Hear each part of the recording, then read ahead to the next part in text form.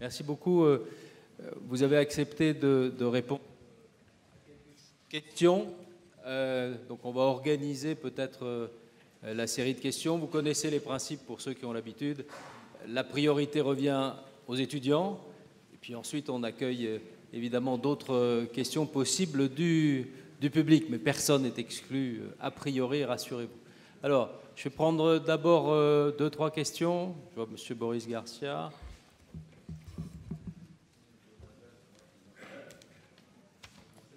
Où? Très bien, oui. Et alors la troisième question? Très bien, voilà, alors je vous ai vu. Boris Garcia qui est chez nous en doctorat. On va vous passer un micro, je pense. Il doit arriver, sinon je vous passe le mien. Voilà. Bonsoir. Bonsoir, Monsieur le Ministre. Face à ce Brexit, je voulais vous demander comment, à l'avenir, devrait se structurer la relation d'une part entre le Royaume-Uni et l'Union en matière de sécurité et de défense, et quel impact aura le Brexit sur le partenariat de sécurité et de défense bilatérale entre la France et la Grande-Bretagne. Je vous remercie. Merci. Mademoiselle, je crois qu'elle était là. Là, elle est là. Levez-vous. Alors, je sais qu'il y a des étudiants qui se mettent toujours dans les alcôves en fond, donc vous ne m'échapperez pas. Bonsoir. Alors, j'aimerais savoir comment... Qui êtes-vous? Ah, pardon, excusez-moi. Je m'appelle Élite, je suis en 3e année de sciences politiques ici à Paris 1. Et j'aimerais savoir, en fait, dans quel sens le Brexit a aidé... comment le Brexit a soudé, en gros, les dirigeants européens, si vous avez l'impression que ça a plus soudé les dirigeants européens, et dans quel sens? Voilà. Très bien. Question sur le Brexit, je vous en prie. Bonsoir. Johan Legueux de Cresquer, un ancien du Master. Bonsoir, Monsieur le Ministre. Vous nous avez parlé de nombreux avantages que compte l'Union européenne, et ils sont bien réels. Moi, je voudrais savoir pourquoi ce discours ne passe pas auprès d'un grand nombre d'Européens. Pourquoi il y a une montée des europhobes? Merci. Oui. Question ouverte, ça. Hein. Oui. On s'arrête sur cette première série, puis on en prendra une autre après. Oui, M. Garcia, d'abord, j'ai dit tout à l'heure dans mon speech que le Brexit était lose-lose, un affaiblissement, pas de valeur ajoutée, évidemment, et j'ai dit aussi que nous perdions à l'intérieur de l'Union européenne un pays majeur qui a fait le choix de se mettre à côté. Et donc notre relation qui est nécessaire pour l'avenir, pour la stabilité du continent, elle doit être construite autrement, dans un autre cadre juridique, politique, financier et technique que celui de l'Union, puisque les Britanniques ont choisi d'être en dehors. Mais nous devons reconstruire cette relation entre l'Union européenne et le Royaume-Uni. Et en disant cela, vous voyez bien que, à mes yeux, les autres formes de coopération militaire engagées avec le Royaume-Uni doivent continuer, elles ne sont pas touchées par le Brexit. Je rencontrais tout à l'heure Florence Parly, la ministre française de la Défense, qui est attachée légitimement à la coopération bilatérale, dite de Lancaster, qui est assez forte entre le Royaume-Uni et la France. Et le Royaume-Uni a d'autres coopérations bilatérales avec d'autres pays, les Pays-Bas ou l'Allemagne. Il n'y a aucune raison que ça change. Il n'y a pas non plus de raison que la coopération que nous avons pour la plupart des pays européens, y inclut le Royaume-Uni, au sein de l'OTAN, change. Le Brexit ne doit pas toucher ces formes de coopération OTAN ou bilatérale. En revanche, nous avons à construire autrement, dans un autre cadre financier, notre solidarité en matière de sécurité et de défense, puisqu'ils seront en dehors du Conseil des ministres. Ils seront en dehors de l'Agence européenne de défense. Et donc nous avons, si vous voulez bien, ces documents sont publics. Vous avez sans doute tous lu le traité sur le Brexit, c'est 600 pages. Mais il y a un document encore plus facile à lire, qui est la déclaration politique qui accompagne ce traité sur le Brexit, qui est une déclaration de 26 pages, qui décrit la future relation telle que nous l'avons agréée avec les Britanniques, sur tous les points d'accord. Et vous y verrez une partie importante sur le partenariat en matière de défense et de sécurité, et les outils sur lesquels nous sommes d'accord pour construire ce partenariat. Nous avons identifié 5 outils. je ne vais pas tous les citer, mais je pense par exemple à un outil de coopération politique et stratégique, notamment aux Nations Unies, où le Royaume-Uni restera membre du Conseil de sécurité, ou pour la politique des sanctions, un outil d'arrangement administratif pour que le Royaume-Uni coopère avec l'Agence de défense pour ce qui concerne les capacités de recherche ou d'investissement, un outil de coopération opérationnelle pour que le Royaume-Uni, s'il le veut, puisse participer à des opérations militaires extérieures de l'Union, comme celle que j'ai citée tout à l'heure, Atalante, c'était le Royaume-Uni qui assurait le commandement de cette opération. Ils ne pourront plus le faire, mais ils pourraient décider de participer s'ils jugent que c'est leur intérêt, et la sécurité du continent, c'est leur intérêt. Évidemment, ils pourraient, s'ils le veulent, participer à des opérations européennes. Donc nous avons 5 types d'outils sur lesquels nous sommes d'accord pour construire ce partenariat dans le domaine de la défense, de la stratégie militaire ou de la politique étrangère.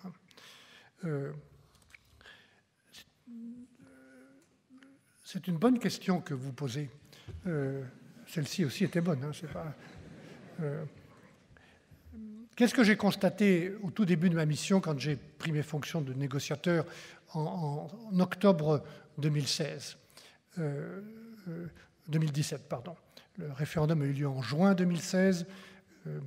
8 mois après, Mme May nous a envoyé sa lettre de notification. Elle a organisé des élections générales et nous avons commencé la négociation un peu plus tard. Lorsque j'ai pris mes fonctions, après le Brexit évidemment, en octobre 2016, j'ai fait le tour des capitales, j'ai rencontré tous les chefs d'État et de gouvernement et j'ai senti, pour être très franc, un sentiment de gravité chez chacun d'entre eux, un sentiment de responsabilité qui s'explique par le Brexit, qui était un électrochoc, qui s'explique un peu plus tard par l'élection d'un président américain qui tient un discours, comment dirais-je, assez nouveau à l'égard de l'Europe, qui s'explique par, c'est à tout autre sujet, l'instabilité autour de la Méditerranée, les conflits, les guerres, la Syrie, le terrorisme, au cœur même de nos sociétés, et tant d'attentats. Bref, j'ai senti dans chacun de mes rencontres avec les chefs d'État un sentiment de gravité qui explique d'abord l'unité des Européens, le sentiment qu'il faut être ensemble et qu'on doit faire face au Brexit ensemble. Et ça s'est exprimé au lendemain même du Brexit, je n'étais pas encore en fonction, c'était au mois de juin 2016, au lendemain du référendum, par la première déclaration des chefs d'État qui ont dit « Nous regrettons, mais nous allons mettre en œuvre cette décision de manière ouverte et constructive, mais nous serons attachés à la défense de nos intérêts, de l'intégrité du marché intérieur, des principes fondamentaux de l'Union européenne. » Voilà. Après, comment on a cultivé cette unité, qui n'est pas tombée du ciel? Elle a été cultivée de différentes manières, mais par une méthode que j'ai proposée au président Juncker et qu'il a soutenue dès le début, qui était celle de la transparence totale. Donc depuis le début, mon équipe, une 50aine de personnes extrêmement compétentes, une équipe exceptionnelle, nous avons pratiqué la transparence à l'égard des 27 gouvernements et du Parlement européen. Nous avons tout dit. Pour être très précis, il y a un groupe de travail à Bruxelles du Conseil des ministres, des 27 Brexit delegates, un par pays, permanents, qui ne font que ça, qui se réunit 2 jours par semaine, depuis 1 an et demi. Et mon équipe rencontre ce groupe toutes les semaines pour dire où nous en sommes. Transparence. Et moi, je fais la même chose au Parlement européen, en rencontrant le groupe spécialisé du Parlement sur le Brexit.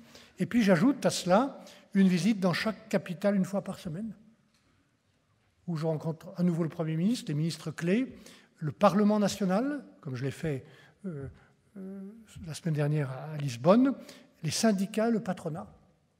Et depuis 1 an et demi, j'ai visité à 2 ou 3 reprises chacune des capitales pour faire ce travail d'explication, parce que cette négociation est extraordinaire, mais elle ne peut pas être secrète.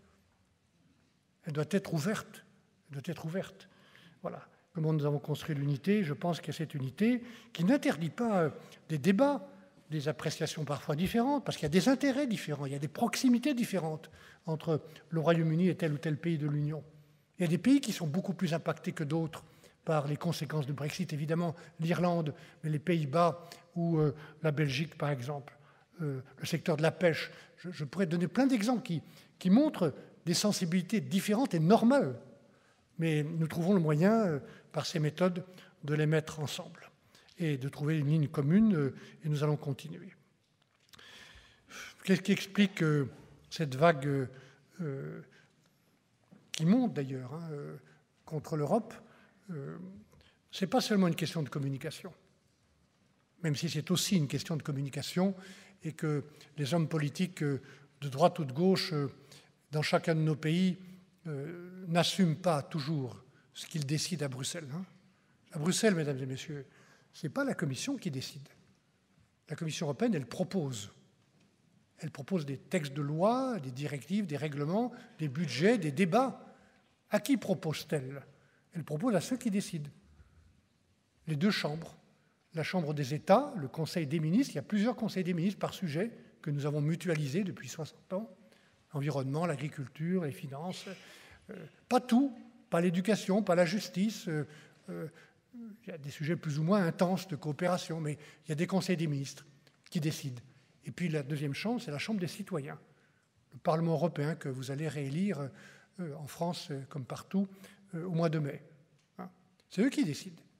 Seulement, il faudrait que ceux qui sont là pour décider assument, expliquent quand ils reviennent, au lieu de dire c'est la faute de Bruxelles.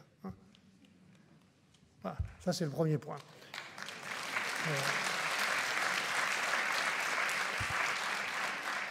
Mais ce n'est pas seulement ça, monsieur. Si je veux être juste et vous dire ce que je pense, il y a eu aussi des erreurs à Bruxelles depuis 30 ou 40 ans. Parfois des erreurs sérieuses. Un excès de législation, trop tatillonne, qui en donne le sentiment aux gens qu'ils n'avaient plus de liberté pour décider, qu'on les emprisonnait dans des contraintes. Ces normes sont nécessaires, j'en ai parlé tout à l'heure. Ces standards sont nécessaires pour pouvoir commercer, être sûr de ce qu'on mange quand on va dans un autre pays, parce que les règles de sécurité sanitaire sont les mêmes.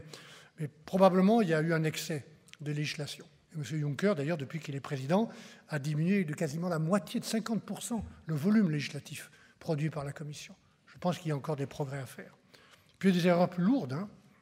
Je l'ai dit quand je suis devenu commissaire européen au marché intérieur en 2010, je pense que nous avons trop encouragé ou laissé faire cette dérive ultralibérale pendant 30 ans.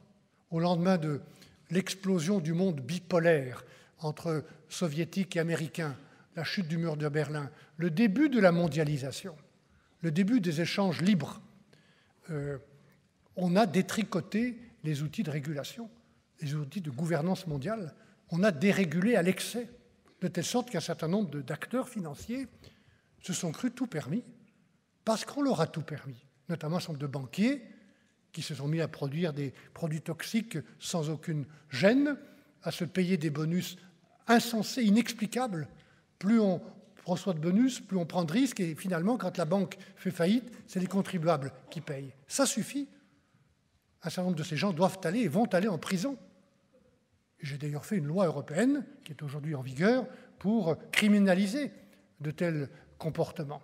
Mais il n'y a pas que ça, il y a eu trop de dérégulation, de telle sorte que quand la crise est arrivée en 2007-2008, on a été en défensive, le dos au mur, pour remettre progressivement, pendant 5 ou 6 ans, de la transparence, de la responsabilité, de la morale ou de l'éthique, là où elles avaient disparu à force de déréguler et d'ultralibéralisme. Moi, je suis libéral, mais je ne veux pas confondre l'ultralibéralisme excessif, le laisser-faire généralisé, avec le libéralisme.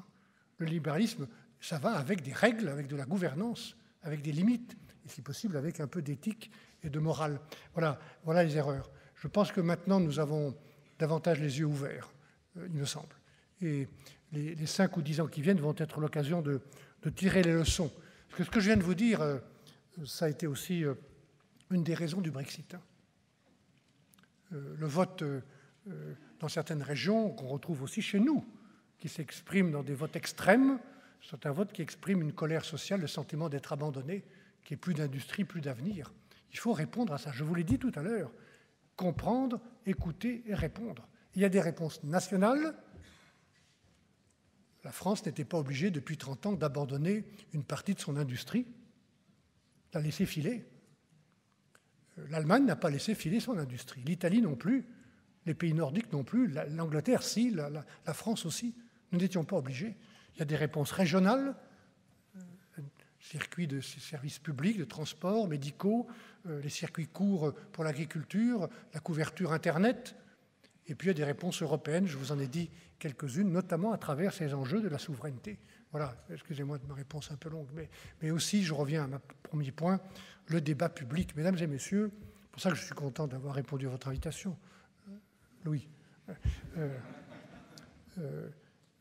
Le pire pour l'Europe, c'est le silence. Parce que c'est le silence qui entretient les peurs et la démagogie. Il faut combattre le silence et cette démagogie, quelquefois, et des peurs qui sont légitimes par le débat public, par de nouvelles politiques, mais par le débat public. Donc, mesdames et messieurs, saisissez l'occasion, quel que soit votre vote en mai prochain, pour prendre la parole, demander des comptes aux députés européens ou à ceux qui veulent le devenir, et ouvrir le débat. Le pire, c'est le silence pour l'Europe. J'en ai, moi, assez de voir des hommes politiques qui ont l'Europe honteuse, qui rasent les murs. Ça suffit. On va prendre la deuxième série de questions et je dis aux étudiants, saisissez aussi la parole, hein, c'est le moment, profitez-en. Donc oui, Monsieur Lapéry, oui. D'abord, vous ensuite. Je prends d'abord les étudiants, hein, c'est la règle ici. Et j'ouvrirai ensuite plus généralement aux autres participants. Mademoiselle. Bonsoir, Monsieur le ministre. Où êtes-vous ? Ah, pardon. Bonsoir, je suis Charlotte Trot, étudiante en Master 2 en Histoire et en Relations internationales. Et j'aimerais évoquer la question des expatriés. Vous avez parlé de 3 millions de personnes, d'Européens vivant en Angleterre. On dit que Londres est la 6e ville de France. Et j'aimerais savoir que peut-on redouter de pire en cas notamment de Brexit sans accord sur cette question des expatriés et des Français présents en Angleterre. Merci. Monsieur Lapéry. Oui, bonsoir. Ça marche ? Oui, bonsoir Monsieur le Ministre, je suis Louis Lapéry, je suis étudiant également. Vous avez évoqué donc l'Europe de la défense. Il y a toujours un personnage qui revient en filigrane quand on évoque ce sujet, c'est l'OTAN. J'aimerais savoir quel était votre avis sur la relation que doit entretenir l'Union européenne avec cette organisation dans ses projets de défense, d'autonomie dans la défense du continent européen. Merci. Merci. Une troisième question d'étudiant. Oui, vous avez passé le... Oui, je vous en prie. Vous avez le micro ? Non. Alors prenez-le. Bonsoir, je m'appelle Pauline Lozego, je suis étudiante en sciences politiques en Master 2. Vous avez abordé en fait la question de la culture, mais vous l'avez, je trouve, rapidement évaporée. Mais c'était un peu pour rebondir sur la question sur le Brexit. Je pense qu'il y a aussi quelque chose à travailler là-dessus, sur la diffusion de l'Europe auprès des citoyens et du sentiment européen.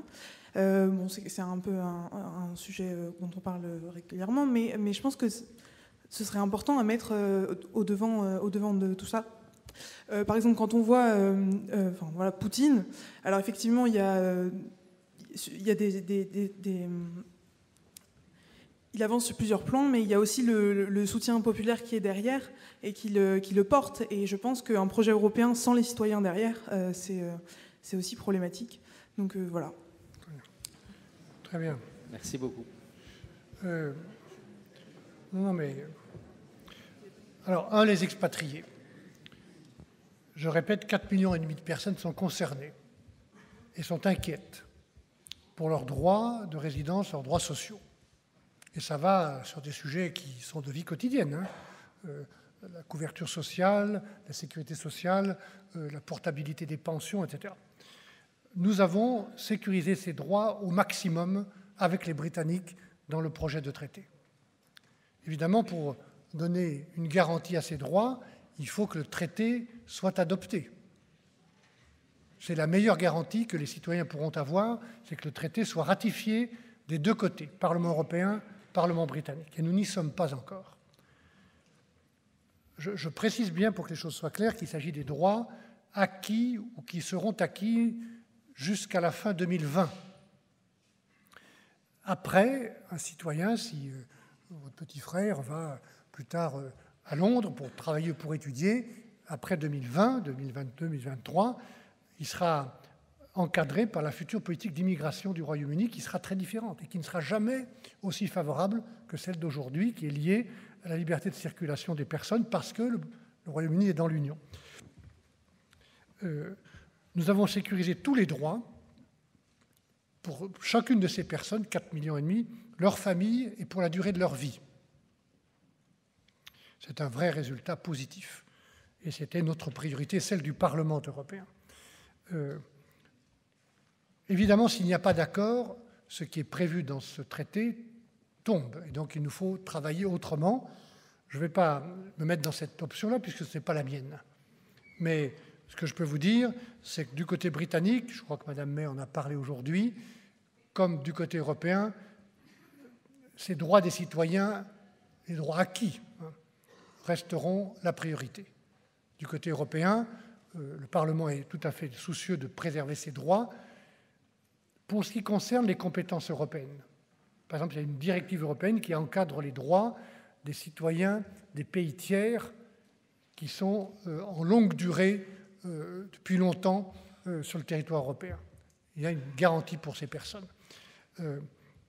Beaucoup de ces droits aussi dépendent de chaque pays, les droits civiques par exemple. Donc tout ne sera pas fait au plan européen, mais nous encouragerons dans ce cas-là, qui n'est pas celui que je souhaite, les pays membres de l'Union à être le plus généreux possible, et nous veillerons aussi à ce que les Britanniques nous donnent la réciprocité pour nos concitoyens qui vivent et travaillent au Royaume-Uni. Voilà ce que je peux dire. En tout cas, la garantie que je peux vous donner, c'est que du côté européen, nous travaillerons à la réciprocité avec les Britanniques, et ce sera toujours notre priorité. Mais dans un cadre juridique évidemment différent de celui qui est prévu par le traité que je souhaite que nous adoptions.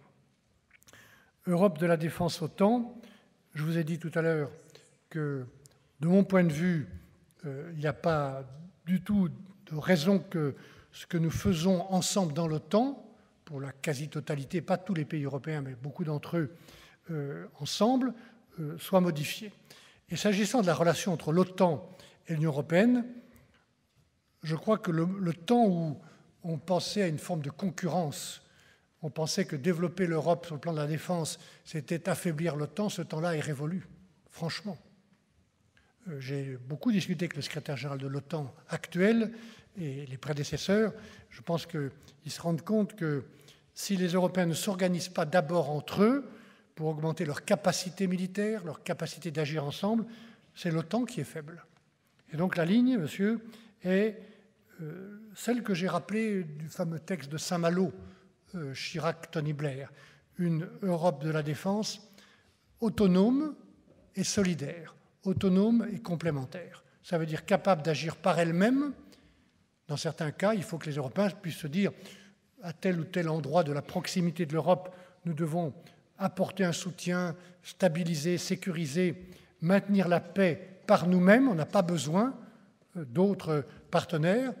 Et donc pour ça, il faut être capable de projeter des troupes, d'engager une opération civile ou militaire. Et puis cette défense doit être complémentaire et pouvoir être mobilisée dans le cadre de l'OTAN. C'est en tout cas le signal qu'ont donné à 2 reprises, en 2016 et en 2017, des déclarations communes de l'Union européenne et de l'OTAN qui vont dans ce sens. Mais développer les capacités de l'Europe, ça participe du renforcement de l'OTAN, puisque l'OTAN marche sur 2 pieds, si je puis dire au moins, qui est le pied européen et le pied américain. Et d'autres partenaires aussi, mais il faut que le pied européen soit solide. Voilà. La question que vous avez posée, Madame, mademoiselle, est très importante. Oui, je vous ai vu. Je n'aurais pas spontanément utilisé l'exemple de M. Poutine pour... mais je respecte votre analyse. Je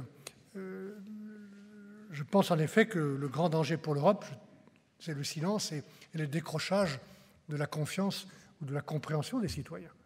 Donc, à coup sûr, ça passe par davantage de démocratie, de débat public. Et puis, je pense comme vous que ça passe par une Europe ou des institutions plus citoyennes, qui touchent les gens davantage dans leur vie quotidienne. Les 4 grands chantiers de la souveraineté sont aussi des chantiers de proximité, l'écologie, le numérique, l'emploi ou la sécurité.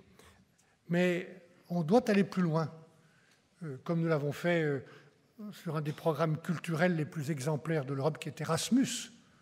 Ça touche la culture, ça touche l'éducation.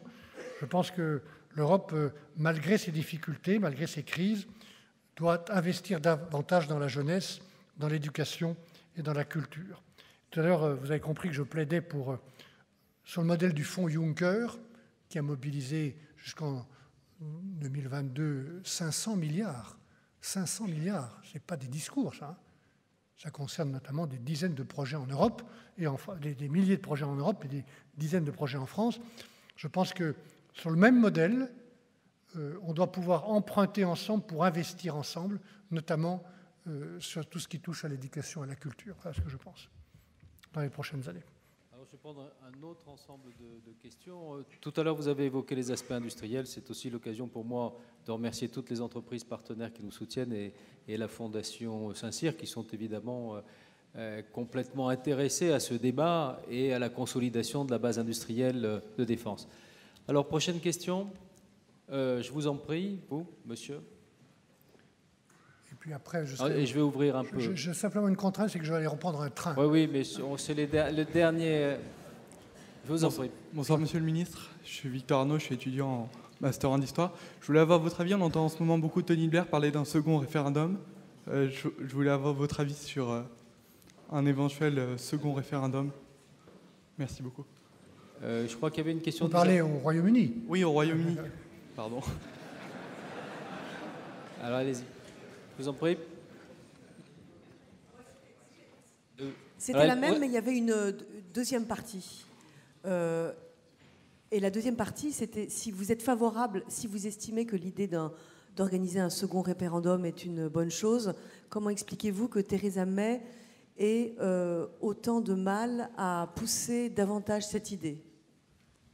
Il y a une question là-bas. Oui, dernière question. Je suis étudiante en droit européen et je me demandais quelles mesures concrètes écologiques envisagez-vous au niveau européen? Merci. Dernière question, c'est monsieur. Vous souhaitiez la poser? Oui, bonjour monsieur le ministre, monsieur le négociateur en chef. Bernard Cornet, je suis professeur à l'Université Paris 1 et responsable d'un master Erasmus Mundus. Donc tout d'abord, merci pour vos mots qui nous permettent de concilier aujourd'hui et de prononcer en même temps le mot patriote à côté de celui d'européen et qui me permet de me déclarer européen sans être honteux. Merci pour votre action pour l'Europe, qui feront que peut-être au niveau de mes enfants, la vie sera meilleure pour eux demain. J'arrêterai ici les compliments. Je voulais rebondir avec une question qui vous avait été posée, et peut-être que cette question est contradictoire, et elle concerne un peu la surprise, ma surprise, et peut-être la surprise d'autres personnes, de l'unanimité, disons, de tous les chefs d'État qui sont restés solidaires dans tout ce processus de négociation difficile vis-à-vis du Brexit. Donc, bien entendu, je pense qu'on le doit à vos talents de négociateurs, mais est-ce qu'il n'y a pas aussi, et c'est le sens de ma question, aujourd'hui, la prise en compte, disons, du fait qu'on est mieux ensemble que seul face à l'Amérique et face aux États-Unis? Et la question que je vous pose, est-ce que ça n'est peut-être pas un acte fondateur de l'après-Brexit pour aller dans un cran de plus dans l'intégration européenne? Il y avait une autre question d'une dame tout à l'heure. Merci beaucoup. Monsieur, allez-y, puisqu'il y a le micro près de vous, là. Allez. Bonsoir, monsieur le ministre. Erwan Roux, je suis ingénieur de formation, salarié de SNCF depuis 25 ans, et à nouveau étudiant. Donc voilà, je conçois que ça ne sautait pas aux yeux. Je suis la première promotion de la formation master spécialisé à l'ENA d'expert en affaires publiques européennes. Et j'ai mis un petit peu de temps à me présenter, mais ma question est très courte. Je souhaiterais savoir, monsieur le ministre, selon vous, quel devrait être le prochain projet de l'Union européenne? Je vous remercie.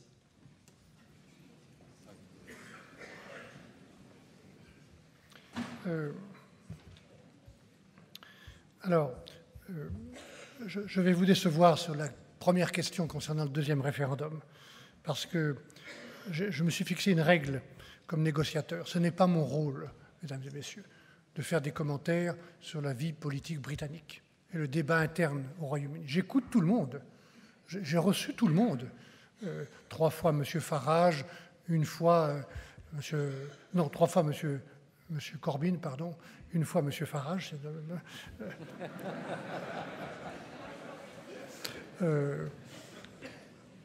Bon, j'aurais pu recevoir M. Farage 3 fois, mais je le vois régulièrement au Parlement européen, il est juste assis à côté de nous. J'ai reçu les premiers ministres, les first ministers du Pays de Galles ou d'Écosse, j'ai reçu tous les responsables d'Irlande du Nord, mais je ne négocie pas avec eux. Nous négocions avec le gouvernement, avec Theresa May, seulement. Et ce n'est pas mon rôle d'intervenir ou de donner des conseils ou des orientations dans le débat britannique. Je connais ces idées sur une prolongation de la négociation sur un deuxième référendum, mais franchement, je vous l'ai dit tout à l'heure, la seule chose que je peux dire, c'est que maintenant, dans le moment très grave où nous sommes, c'est aux responsables britanniques, je dis bien aux responsables, ce mot veut bien dire ce qu'il veut dire, de trouver les moyens de construire ensemble une majorité positive pour approuver et mettre en œuvre le Brexit que le Royaume-Uni a décidé. Ça doit se faire à partir du traité que nous avons négocié et approuvé ensemble avec Theresa May, et à partir aussi, ce qui est plus important sans doute, de la déclaration politique que nous avons négociée et approuvée avec Theresa May et qui fixe le cadre de la relation future. Alors autant je veux ajouter sur le fond que le traité sur le Brexit, l'organisation de la séparation ordonnée, c'est le meilleur traité possible.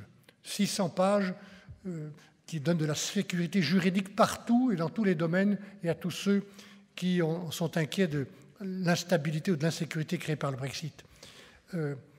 Y inclut en Irlande. Et donc ce traité est là et il reste sur la table.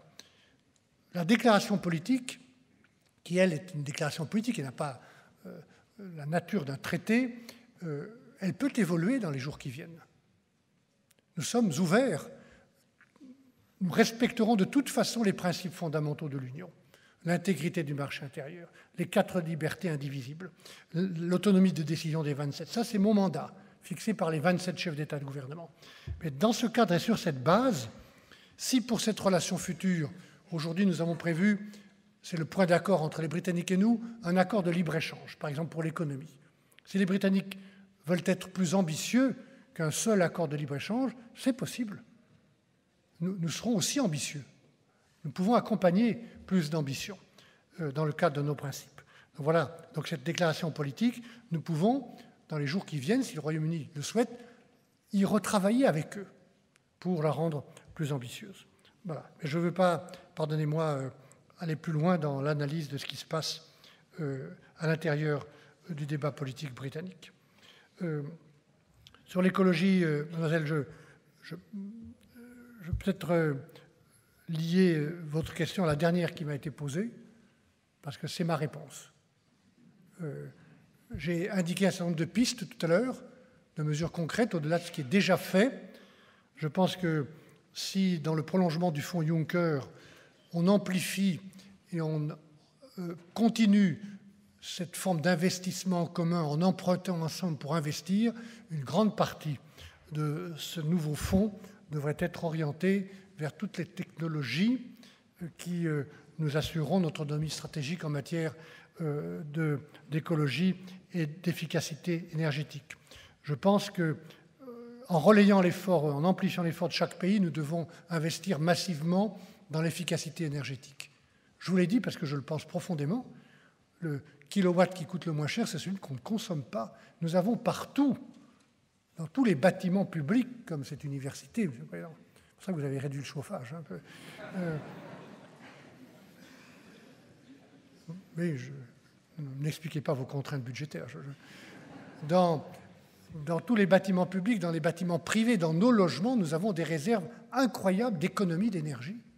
Mais pour ça, il faut investir et il y a tout à fait intérêt à le faire, puisqu'en le faisant, l'argent qu'on met, y compris l'argent public, c'est de l'argent qui donne du travail à des centaines de milliers d'artisans ou d'entreprises et en même temps qui réduit nos importations de pétrole ou de gaz. Donc je pense que, mais je crois que le gouvernement est sur cette ligne aussi, mais l'Europe peut amplifier. Et j'ai dit, pour moi, au-delà de tous les autres enjeux, de l'économie, du numérique, de la politique étrangère de la défense, le premier projet devrait être de se fixer un terme et un plan, ce n'est pas un gros mot que celui de plan, pour faire du continent européen le premier continent électrique du monde. Voilà, monsieur le professeur, je termine sur l'unanimité et les 27, la solidarité. Je vais peut-être redire ce que j'ai déjà dit. Cette unanimité dans cette négociation négative du Brexit, elle doit être, cette union, cette unité doit être utilisée à autre chose. Donc je redis d'une autre manière que vous, la même conviction. Oui, je ne dirais pas que le Brexit est un acte fondateur, parce que, encore une fois, je regrette ce vote pour beaucoup de raisons. Mais il y a des leçons à tirer, j'en ai dit quelques-unes pour les politiques européennes, le fait de répondre à l'angoisse ou aux colères sociales, mais il y a sans doute une leçon à tirer de cette unité qui est possible, qui a été possible dans ce domaine difficile et qui doit être utilisée pour faire autre chose. Utiliser cette unité d'un agenda négatif pour un agenda positif. J'essaie ce soir de vous décrire humblement quels sont à mes yeux les grands chantiers de cet agenda positif. Voilà. Merci beaucoup.